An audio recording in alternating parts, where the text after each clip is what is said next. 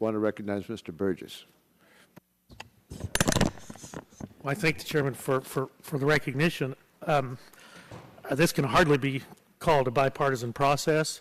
The reason that there are 400 amendments being contemplated is because the underlying legislation is in and of itself so flawed, and because not a single Republican member was allowed to be in the room as the bill was drafted. Now, Mr. Chairman, last summer we had an instructive period where gasoline prices went over $4 a gallon for regular gas, $5 a gallon for diesel, and we saw consumption drop.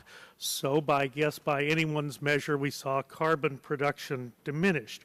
And then with the failure of Lehman Brothers in September, we saw the effects of a weakened economy, and we saw consumption drop, and I guess we saw carbon production reduced.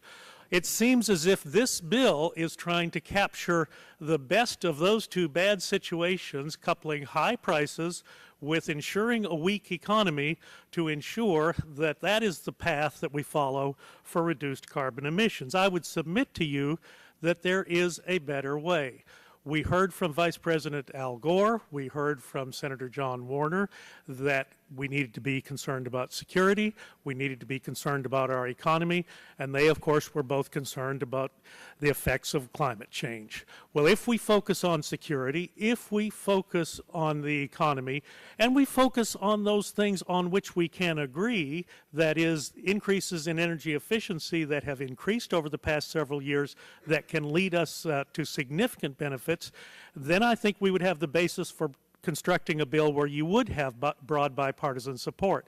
Mr. Chairman, I will remind you, it was in this committee that I asked the Secretary of the Department of Energy, Dr. Chu, if he could share with me where is the smoking gun, what is the sine qua non that implicates man as the driver in global climate change.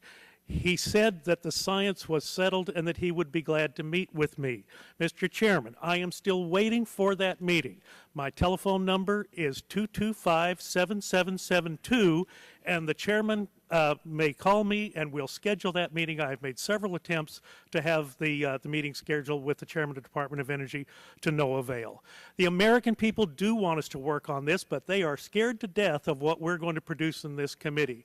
This bill will have the effect of raising energy prices and a more profound disruptive effect on the economy than anything that is likely to occur in the rest of my natural lifetime. We need to be careful with this legislation. We are shooting with real bullets on this policy, and I will yield back the balance of my time. Thank you very much, Mr. Burgess.